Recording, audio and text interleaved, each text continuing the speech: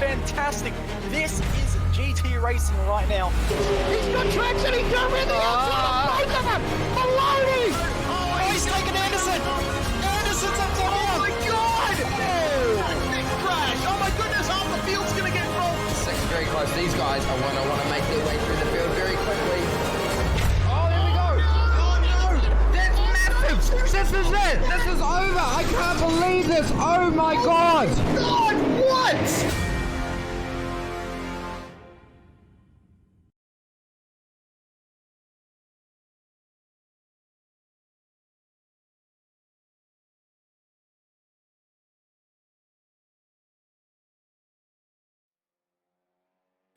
Good evening, welcome to round 6 of the Thursday night Strength of Field series for the Michelin Pilot Challenge, the TCR cars here at Circuit de Barcelona, Catalunya.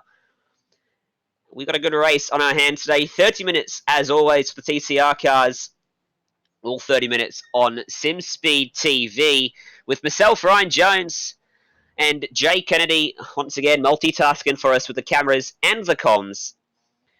We've got qualifying underway at the moment. Just over 4 minutes still left to go in what is always a short and frantic 8-minute session with the official races on iRacing. Cooper Webster's out on track at the moment. He's on his first flying lap at the moment with a pretty good looking new Evolution Racing Team livery. Yellow, black and gold, or gold, black and white. And quite a striking livery, isn't it, Jay? It's quite a good look for ERT and Cooper Webster to have that one out there for tonight. And hello everyone. And Webster's been very, very quick in these cars over the past few weeks, so it'll be good to see what he can do. He's been very, very good at converting in the warm-up as well to get the tyre temp up as quick as he can. And straight away, look at that. Huge gap to everyone else in the field, 1.5 seconds straight away. Although his first lap time didn't count, so he's got to make this second one count. Going to be very, very crucial for him to get this lap in as Scotty McQueen goes to the top of the timesheets by a big margin as well. It's a great lap from Scotty McLean, 1.5 seconds, so he gets that big margin that Webster was looking for. And, yep, you mentioned that new tyre model, really tricky for the drivers to get the cars up to temp, or the tyres up to temp. And as a result, very easy to slide wide through a corner and ruin your lap. Corey Preston comes across the line. He does a 57.083, and he will move up into second place. Huge slide through turn 1 is going to ruin his second lap though. Matt Morris is on a lap as well. We'll go back and have a look at him, number 11 car for today's race. Coming through the final corner, looks to get a nice smooth run onto that start-finish line straight, which is going to be really important in the race for the draft that these cars are going to get all the way down to turn number 1, a 58.9. Only puts him 7th fastest, ahead of only Gavin Sadler at the moment of the drivers who have set times. We look back to see who else is on a lap. Bradley Ratu, he's on his second flying lap. Didn't set a lap on his first attempt. We'll watch him and watch Nick Foster as well, because he is a little bit further up on the track. Both of them making their way into that final chicane at the moment. And out of that final chicane for Foster. Across the line, has he managed to set a lap time? Oh, good time. He does, and that is a very good time. A 56.1, 2/10 clear. To the top goes Foster. He's going to edge out Scotty McQueen for now. We look back to Bradley Ratu, and what is he going to do? He's going to come across the line in a second now, and he is going to set a 56.3, so he pops up into second place. Webster. So Webster responds with a fantastic time into the 55s, 2/10 clear of Foster. And I was just going to rave about the good laps, and Foster and Ratu, and Webster's blown them both out of the water, and Scotty McQueen's responded as well, and oh, look how close that is between the top two time setters, just 0.04 of a second in it. Really, really close at the top of the times between those two, and Nick Foster as well. Ratu doing a good job as Corey Preston just slams into the wall. That's not a good thing to do, as Tim Greven jumps up the timesheet to 4th position. Matt Morris might have another run. Track conditions absolutely perfect out there at the moment. The track is really, really cool. Only 30 degrees, so the positive to that is the times are very, very quick. The downfall to that is it does take a little bit longer to get the heat in the tyres. So second lap is crucial. David Haynes may not get across the line to finish his second lap.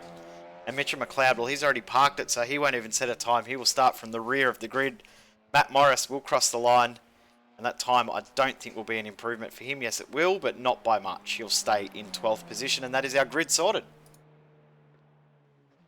Well, with our grid sorted, with there's 20 seconds left, we'll run through that grid then in a few seconds' time once the session ticks over and these guys start to grid up for what is going to be a frenetic race. And here's your starting grid. Off the front row will be Cooper Webster and Scotty McQueen, the only drivers to get into the 1 minute 55 second bracket. Nick Foster and Tim Greven line up behind them on row 2. Bradley Ratu and George McCly ranking up row number 3 with Dave Roberts and Daniel Ackland there in 7th and 8th. The rest of the field is Corey Preston and Gavin Sadler with Dorian Livelaire and then Matt Morris, the last of the drivers to set times. David Haynes and Mitchell McLeod did not set times. The conditions, though, as we said, absolutely perfect. Track temp is around the 30-degree mark. There is our race preview. 30-minute sprint race as per every round in this series. No pit stops. Out-and-out sprint around this amazing 4.5k circuit. And very, very strong wind is probably the only thing that is going to be a little bit tough for the drivers. It means the draft is going to be even more key in this race than in others. Yeah, exactly. It's going to be extremely important. Down that front straight and on this back straight too, where these guys currently lined up to get underway on their, will be half a formation lap at the Catalunya circuit. And there's quite a few good-looking liveries on this field. I must say, pretty impressed by what the painters have been able to do with these TCR cars in what's been about 6 weeks now. But some of these guys came out the gates with real good liveries in the first week, and testament to iRacing was not only great for drivers, but for people such as team managers and commentators like ourselves and broadcasters and painters. It's a great opportunity for everyone to showcase the stuff they love. We've just got a couple seconds left, waiting for the last couple of drivers to grid up on this one. I'm really excited because there's a huge run down to turn 1. One of the longest runs that you will see off the start line. So it's going to be crucial to get a good launch and then watch your mirrors carefully if you're Cooper Webster or Scotty McQueen, because that field is going to be chasing you down. And the guys at the back are going to have a lot more speed than the guys at the front, because of that draft of about a dozen or so cars in front is going to propel you towards turn 1 at quite the rate of knots. Yeah, we saw in the race previous that the draft was the huge factor in this race. It's such a big thing around this circuit, that front straight being so long, these cars being able to use the draft so well, getting the tyres up to temp early is crucial as well. So the drivers that can do that best are going to be at a big advantage as we go through the final corner and get ready to take the green flag. And Webster drops the hammer just out of that last corner, gets a good launch. But the pick of the bunch from the guys behind is going to be Tim Garevin, already looking to go to the inside. Is he going to make it 3 wide, or is he going to push Nick Foster further towards the front of this field? He's going to opt to push Foster, trying to push him by. And now he goes 3 wide. To the middle goes Tim Garevin, and Webster's run wide. And into the lead of the race is going to go Nick Foster, but Webster is not giving up. And a Ken Foster getting a push from Tim Greven, side by side for the opening set of corners. And now Foster takes it away. Webster's going to have to try and hold on to second place, because Tim Greven's going to take them 3 wide for the lead of the race, down into turn number 4 for the first time. And it's still Nick Foster getting a bump from Greven, who's looking to be aggressive off the start of this one. And there's still 2 by 2 for the first dozen spots, or the first half a dozen spots. Amazing start of the race, and very clean as well. Greven, Foster, McQueen, and Webster's been bumped all the way back now. He's back in 3rd, was in 4th for a moment. It's very clean throughout the field. Actually, David Haynes has had an issue, and Matt Morris as well is a long way back from the front of this field. There's a bit of contact between Greven and Foster. A little bit of wheel-to-wheel contact, and Cooper Webster actually looks happy at the moment just to watch these 2 ahead battle away. He might be able to slip himself through. Probably planning for the draft, because he did race in the earlier race today, so he's had a little bit of practice and understands how this draft does take effect around this circuit. But look at that dive from the back. That was, who was that? I'm not quite sure, but McQueen. Someone's gone wide. Foster's gone wide from the lead of the race. Webster is now under siege from Scotty McQueen. Yeah, it was McQueen that had a huge dive up the inside of the corner and has allowed Tim Garevin to jump out to about 10-car length advantage as McLean continues to battle with Cooper Webster. And oh no, trouble behind. A couple cars go around. George McClay is one of them. Bradley Ratu, I think, was another one that I saw involved in that too. Maybe Corey Preston was certainly one of those team cars. And Nick Foster's gone all the way back behind Corey Preston now. Mitchell McLeod, Don Lever, Dave Roberts, they've all gone ahead of Foster, who's fallen a long way off the back of the guys he was battling with. And look at this, pushing down the main straight. Scotty McQueen and Cooper Webster. This has been a dream start for Tim Grevin from 4th to 1st. We've got a replay up on the screen of what unfolded under that chicane. Yeah, just come back live there. You saw the bump between cars of McClay and Ratu there. So Webster is now right in the draft there of McQueen, and again going to get the run to the midfield section. There's a few passes back in the field. It looks like Mitchell McLeod may have a slowdown penalty. There's a big lunge on the brakes there from Nick Foster on Bradley Ratu. Foster trying hard to get his spots back after that horrible second half of that first lap.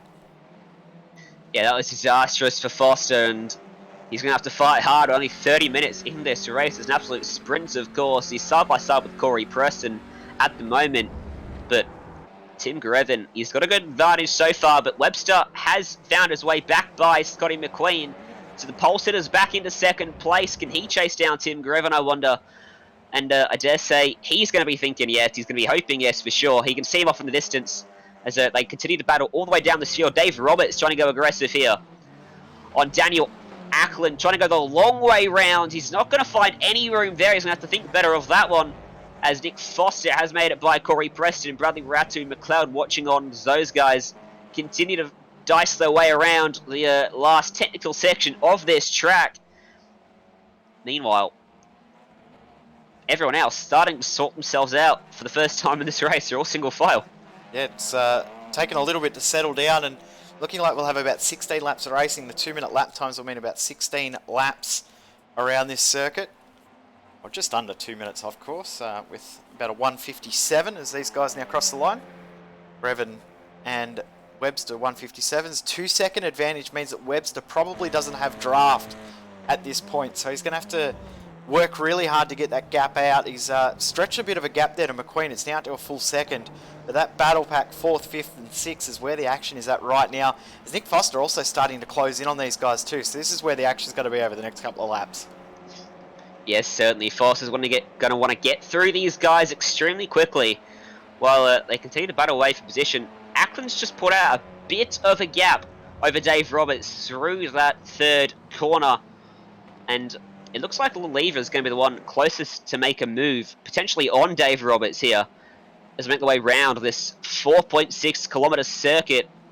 And you can see different lines being taken by Dave Roberts and Dorian Lever through that hairpin corner, and it's actually allowed that number 13 car to close up onto the back of Roberts now. And he should get a nice little slipstream down this back straight, we'll call it, and into that tight left-hander at the end. If he can get a good run through here, a very fast right, don't run it too wide, don't clip that awkward yellow curb on the inside that Lever did get a bit of piece of, but he's not quite close enough. The draft is powerful, but not as powerful as back straight as it is on that main straight. While all this is happening, Foster continues to rage up onto the back of these guys as we continue to watch this battle. Roberts is going to come under huge pressure in a moment because Lever's been working away at him and he's getting ever closer on this lap.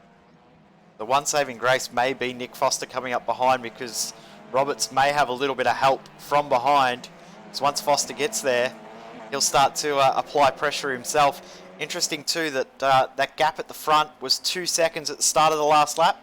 It is now 1.5. Cooper Webster just took half a second out of Tim Grevin on that lap, setting the first time in the 1:56s. But interestingly, behind him, Scotty McQueen was the fastest driver on track. But here comes Lever side by side as Roberts defends into turn 1.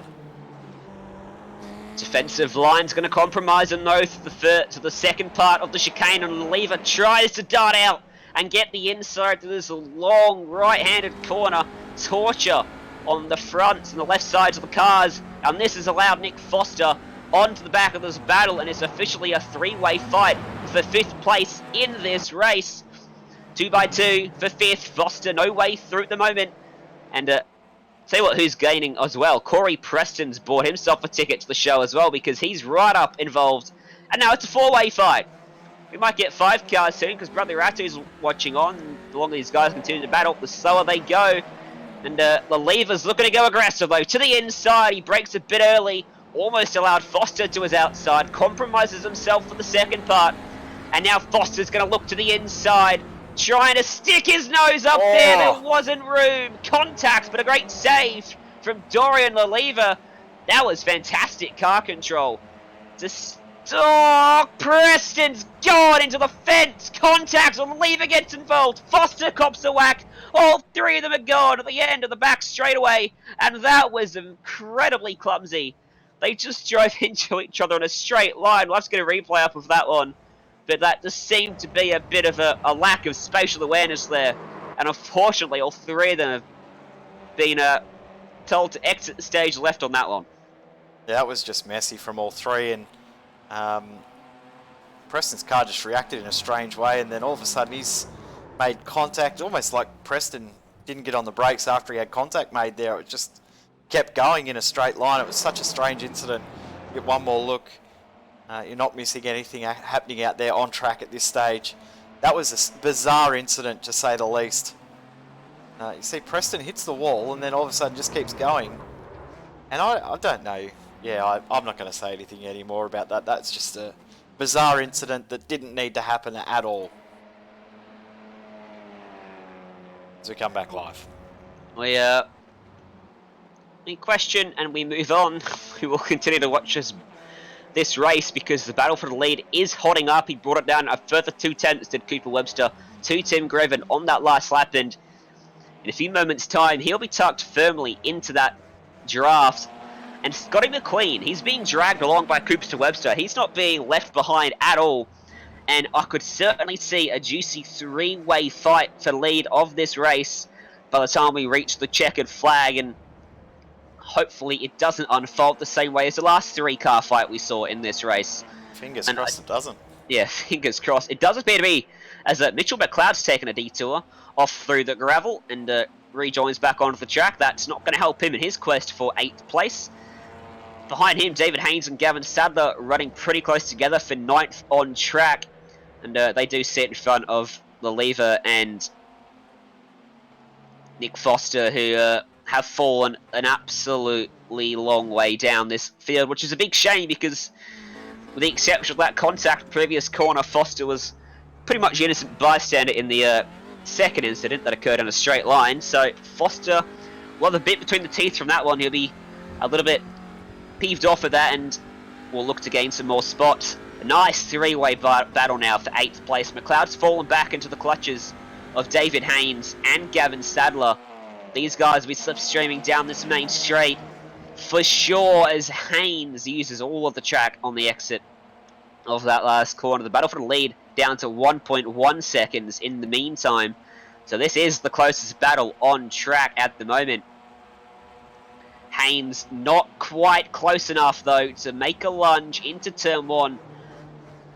Well, McLeod's run a little bit wide through the first part of the almost a bit of an elongated chicane into that first section of the track here. Little right and left, uphill too, which you don't quite notice from some camera angles. And David Haynes has got the lights. I'm sure he's got the lights flashing in his eyes. He's closing up and he's right there with him now.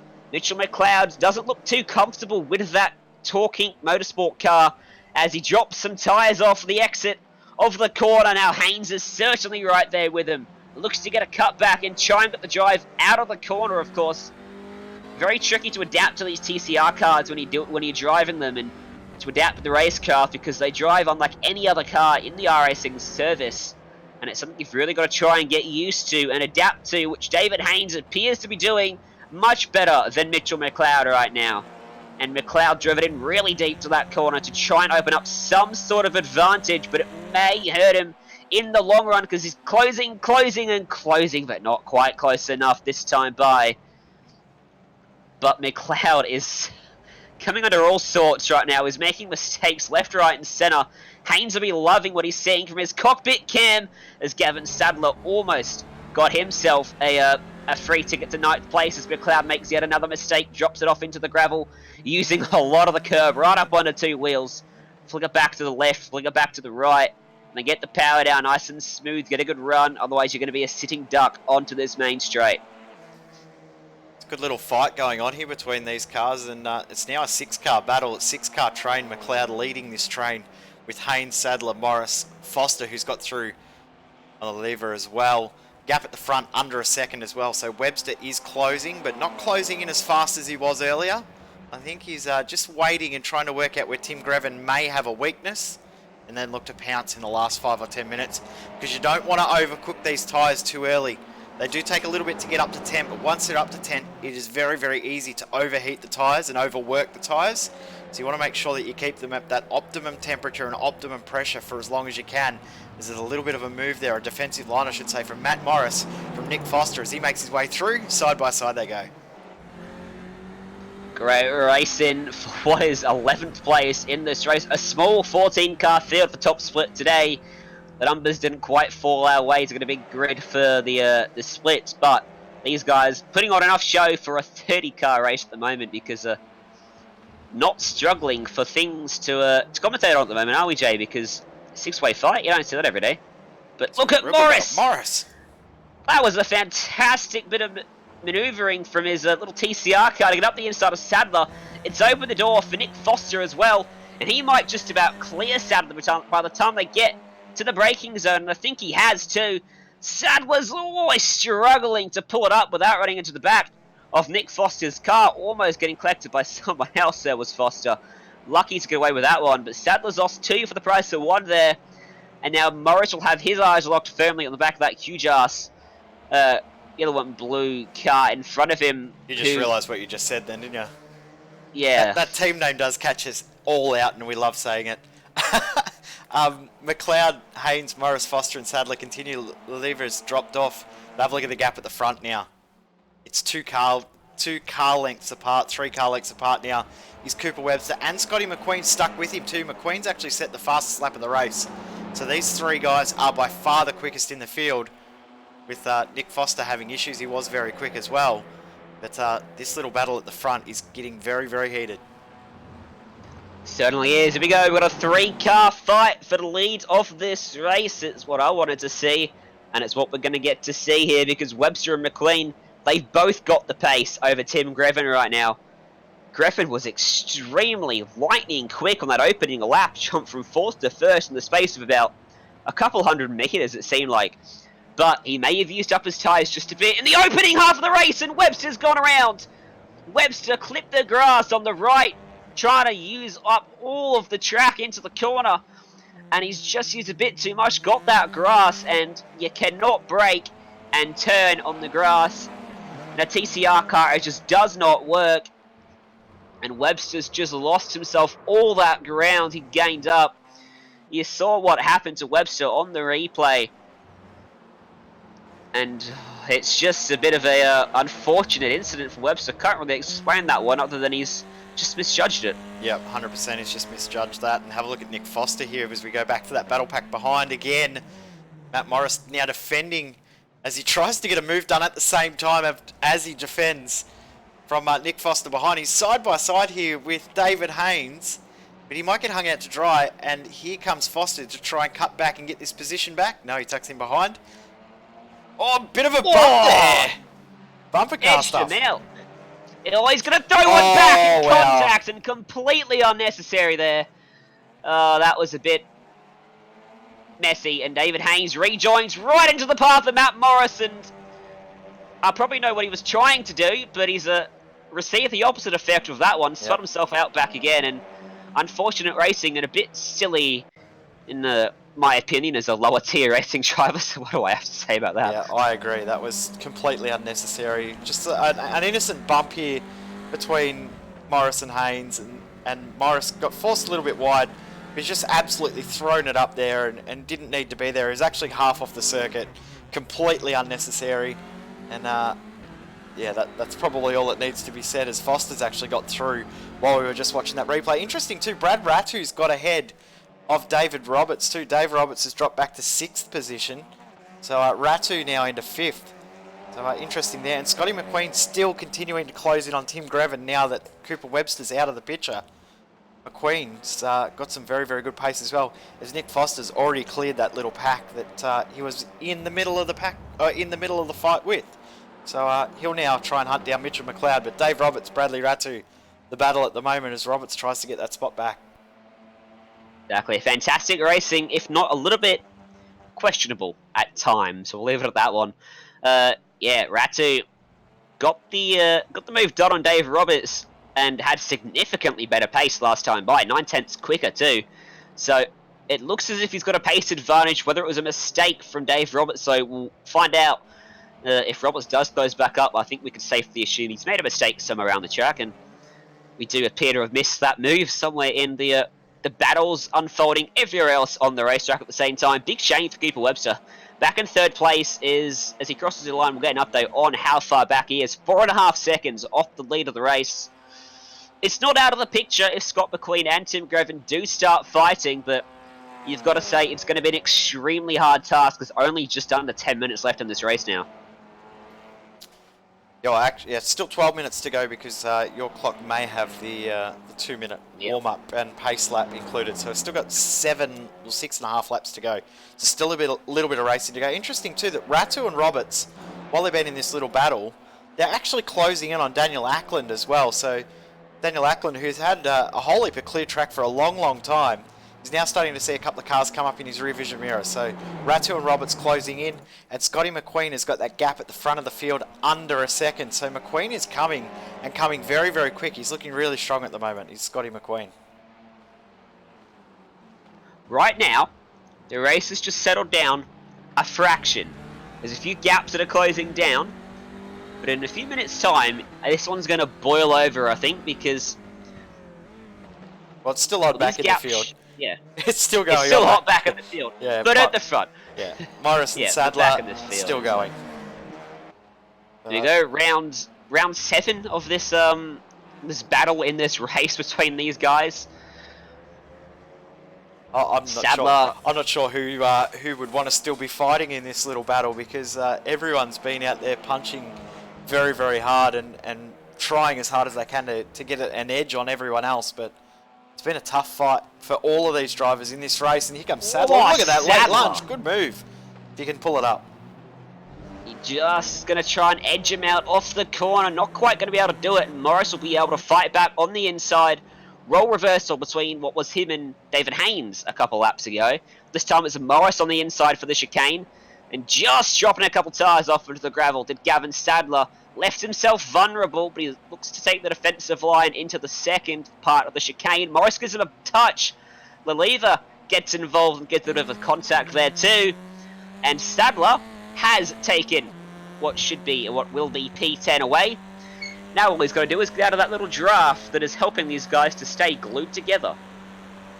Gap at the front now, 0.6 of a second as well, but Matt Morris, as you said, using that draft, it is so advantageous around this circuit. Top speed is around about 7 or 8 kilometres an hour faster in the draft down that front straight, and when you're only getting up to about 235 k's an hour, to have an extra 7 kilometres or 8 kilometres is a huge advantage. And have a look at how close these three are going through turn 3, around through Renault, and now side by side. They're going to nearly go 3 wide here into Repsol, turn 4. Cool little corner, this one. And while these guys are fighting, Foster goes through on McLeod, so he's already gained 3 seconds. David Haynes isn't too far off getting in the back of this, and I wouldn't be surprised there's a little bit of paint swapped again between Morris and Haynes if Haynes can get there again. Is Haynes the sort of guy that's going to give you one back? Or is he a nice, respectable fella who I think he doesn't get himself involved? I think he's got a bit of white line fever, does our friend David. I wouldn't be surprised to see a little bit of paint swap. Won't be any malice in it. It'll just be a nice little bit of Morse code. I wouldn't be surprised, but we'll stick with the battle and find out. Hopefully we find out. It'll be good to watch either way. It will be. I'm trying to keep an eye on this battle for the lead too, which, while it isn't close enough to peel ourselves away from this little battle yet, McQueen is ever closing, and it's well under a second, and this time Byers, that's a move from Lepiva that he hasn't quite been able to make stick, or he has been able to make stick. I do apologise, my my feed of the broadcast is actually a little bit behind what it normally is, so I can't watch two things at once anymore. There's Morris still side by side, and there's a bump through the last bit of the chicane. And have a look at who's right in the tail now. Who's right behind Matt Morris in the draft is David Haynes. I wouldn't be surprised to see a bump draft right here. No paint swapped yet. This is going to be an interesting little fight here. He's giving him a wide berth for now is David Haynes. What about when we get down to turn 1? He's going to edge him off the track and say, you can exit stage left. He's going to break very early. Or did Matt Morris break a bit late? I think Matt Morris broke a bit late. Haynes gives him a shot back through turn 2. Says, hello, guess who's back? It's your boy David Haynes. And Matt Morris has now got a mirror full of some... I'm not going to say it. He's got one huge ass in his mirror. Yeah. That's what you wanted to... I'll say it. That's fine. You said it. This is going to be interesting over the next couple of corners. As you said, that battle at the front is closing. It's still not quite as close as this. But when it does get a little bit closer, we will go back to that battle. But this is the closest fight on screen between these three cars. Have a look at the gap that Sadler's already pulled now that he's gone through as well. So Morris looks like he is holding up this group of cars just in his extreme fighting at the moment. And have a look at the run here that David Haynes has got once again. This is going to be a move done, you would suspect, into the hairpin. You would suspect so. However, you never know. I don't think he's quite going to be close enough, though. Unless he goes for a big lunge, the draft just about doesn't seem to come to effect down this back straight as much as it does down that extremely long front straight. Wondering if the damage to the front splitter on Haynes' car could be causing a bit of issues, because he didn't have much draft effect down that front straight either on that last lap. So we'll see as they come to the line. They've only got 4 laps to go. This half an hour has flown by. Yeah, it's been fantastic racing, and I've been missing out not commentating the series. Look at the battle for 6th place. Dave Roberts, George McClay side by side at the turn number 1. Roberts is not going to be able to squeeze him out. McClay holds it tough around the outside, but he's got one hell of a job to ground the outside at turn 3. He's not going to do it, is he?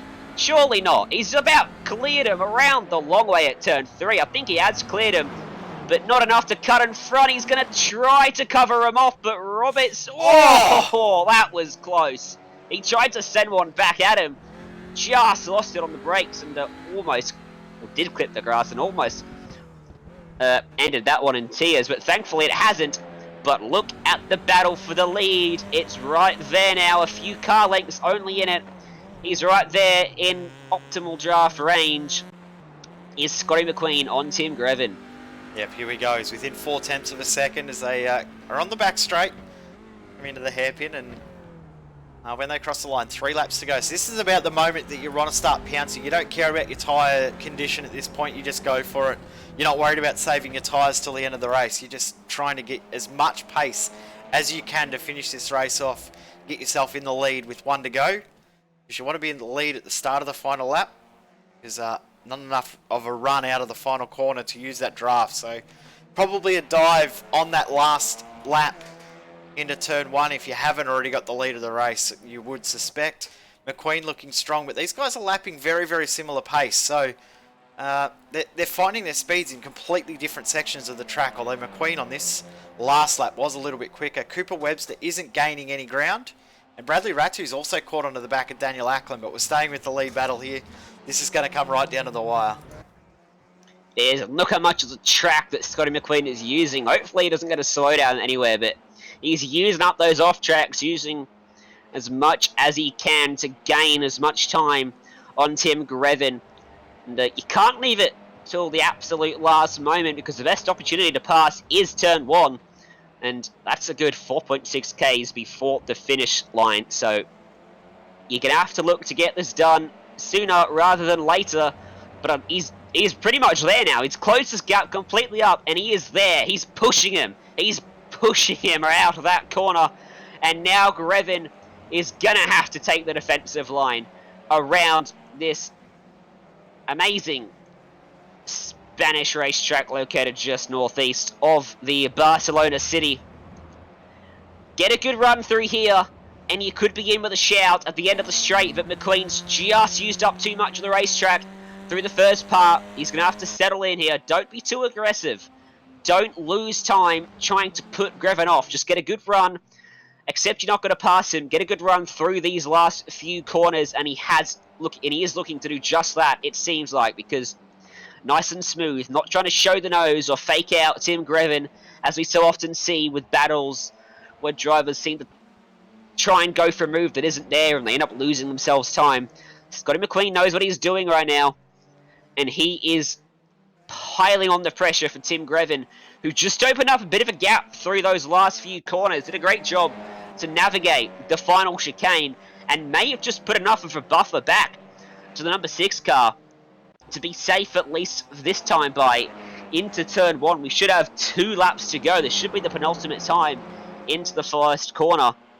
And McQueen didn't really gain anything in the draft there, almost a little bit too far back. Just got a quick replay up on screen. Daniel Ackland's actually lost 2 spots, one to Ratu and one to McClay, and there was a little bit of a bump between Ratu and Ackland, which caused Ackland to drop back into 6th position. So be a little bit devastated about that as live McClay and Ratu go at it, but we stick with the leaders as we come back live. McQueen is as close as he's been all race. This is the first time Grevin has felt pressure since he's been in the lead of this race. Yeah, exactly. And Cooper Webster's only 3.5 seconds back if these guys do come to blows in an unfortunate incident. So don't forget about Webster with just over a lap or so to go. Certainly not close enough to catch him. They carry on as they are, but a few slow corners, a little bit of a touch here and there, you never know what could happen in sim racing. And look at how much of the track that Grevin's having to use to try and keep this margin to Scott McLean, who throws it in to the right-hander. And he's right there with him. This is as close as he's been down this back straight since lap number 1 of this affair. Does he go for a lunge? He doesn't. He thinks better of it. He knows it has to be a clean move. He can't afford to be damaging his car. You never know what could happen if he just gets this final sector right. But this is where Tim Grevin appears to be strong, and where he's winning out in this battle is he's getting a good run through this final chicane and launching off that final corner very nicely indeed. What's he going to do this time? McQueen just missed that first apex. Had to slow the car up a bit too much to get it turned back to the right, and that's cost him a bit of time, and that's going to cost him a chance into turn 1. This should be the final lap. White flag for these drivers one more time around. Can Grevin hold off McQueen? Has he got anything left in the tank? Does Scotty McQueen to make some sort of lunge at Tim Grevin, who uses all of the track on entry? And seems to be a theme about these cars, and with any car, of course, you want to use as little track as possible, but these TCR cars especially, what I'm seeing tonight, they're using absolutely every piece of racetrack they can find, and a bit more. Yeah, exactly right. They're finding everything plus more. And interesting, on that lap just gone, Cooper Webster gained 1.5 seconds on these two. So if they continue to fight in the way that they're fighting now, Webster could close in and potentially steal a win back away. Don't be surprised to see Webster right on the tail on that last corner, because these two are going to continue to fight. You know they're going to go side by side in a couple of spots. 2 seconds behind, that'll close to 0 within a flash if these two go side by side. This is going to be a really interesting finish. Don't discount Cooper Webster, although he's 2.5 seconds back. He is, but if a good run is made through here from Scott McQueen, he's probably going a bit too deep into that corner, and it's costing him on exit. But it might have worked that time round. He's certainly there or thereabouts to show the nose. He doesn't seem to want to make the move to Scott McQueen. And Grevin's made a mistake and run wide. This could be the opportunity that Scotty McQueen needs. But Grevin, he could thank his lucky stars. He can't overtake really into the next couple of corners. And he may be able to get away with that mistake. He should be able to get away with it. If he can get the next 2 corners right, get it back to the left, get it back to the right, go through the final corner, don't run wide. Tim Grevin, he's driven a stellar race. It was all from the start, from 4th to 1st off the line. And he's driven a fantastic defence to hold off Scotty McQueen. He ends round number 6 of the TCR Strength of Field Series. Scott McQueen home in 2nd. Cooper Webster will be unfortunate and a bit disappointed, I'd say, to come home 3rd, side by side, behind contact. McClay off into the barriers on the exit of the final corner. Bradley Ratu touring through the gravel as well. That promotes Ackland up into 4th place at the line. Robertson 5th. Ratu stole 6th in the end. Nick Foster got 7th. Yeah, How that's a did that fantastic recovery from him. He takes 7th ahead of McLeod in 8th. So just getting a modem simulation replay up on screen, you can see what started that little bit of heated rivalry there between Ratu and McClay. McClay gave Ratu a little bit of a bump, and then Ratu probably took that to a level that didn't really need to happen in the final corner. And we've said it before, we'll say it again, you should never ever use your car as a weapon. And if something happens on track, always look at the replay before you go and take things out on track. That was probably taking things a little bit too far from both those drivers there. We do never condone that sort of driving, so we'll just leave it at that. Great drive from Tim Greven, though. Indeed, fantastic drive from Tim Greven. Half a second is the margin in the end. The field has crossed the line, and we will run through the results for this race. The winner, Tim Greven, by half a second over Scotty McQueen. Cooper Webster home in 3rd. Daniel Ackland was a whole 17 seconds adrift of the top trio in 4th. Roberts in 5th place. Ratu with an adventurous finish to come home in 6th place. Had Nick Foster with the recovery of sorts. He will be disappointed not to finish higher, but from almost plumb last, can't complain with 7th. Mitchell McLeod home in 8th place.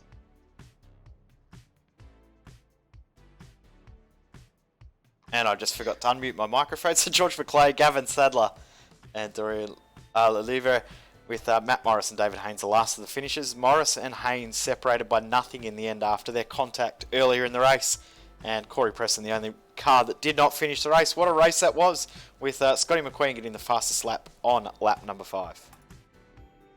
Indeed, fantastic race that one was. Some fantastic battles right down and throughout the field, if not some questionable moves, but I guess that's what you get with sim racing. You don't have the monetary disadvantage you get with real most. We'll wrap it up though, because that's going to about do us for tonight's TCR broadcast.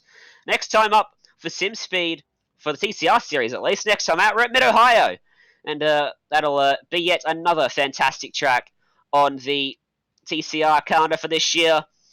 What have we got coming up, Jay? We've got the Monday night Supercar series as always coming up. We've got AOSC on Friday night as well, both on the iRacing Esports Network. Make sure you subscribe. Give us a like as well, if you're so pleased. And thank you for tuning in. It's been great having you. From myself and Jay Kennedy, thank you and good night.